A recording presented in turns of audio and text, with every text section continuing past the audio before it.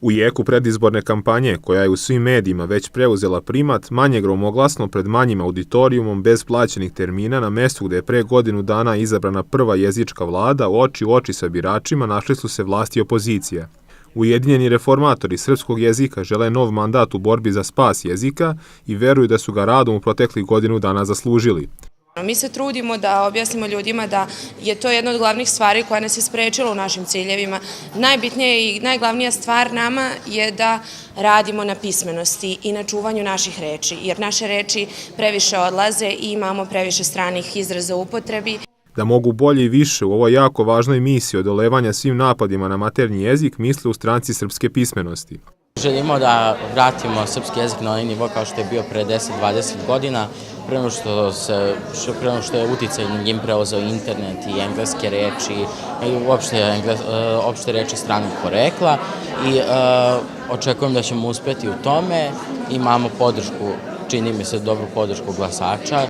Povod ovih izbora bilo je teško stanje u kome se iz različitih razloga nalazi naš jezik. Vremena za čekanje nije bilo, a najpogodniji trenutak svakako je dan maternjeg jezika.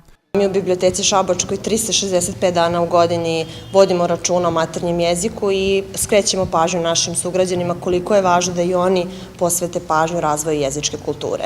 Na današnji Međunarodni dan maternjeg jezika činimo to glasnije nego inače.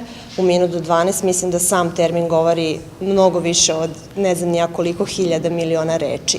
Članovi obe stranke su polaznici jezičke radionice Biblioteke Šabačke, te u ovoj kulturnoj ustanovi ni malo nisu zabrinuti ma ko da dobije poverenje. Svi ljudi koji se bave jezikom su pobednici. Naše jezičke stranke su najmanje na svetu, imaju samo 9 članova i jedna i druga zajedno. Smatram da su svi oni pobedili samim tim što su i na današnji dan i tokom 365 dana u godini ti ljudi koji se bave jezikom i koji u rukama drže pravopise, gramatike i koji se trude da tu pažnju skrenu i svojim drugarima.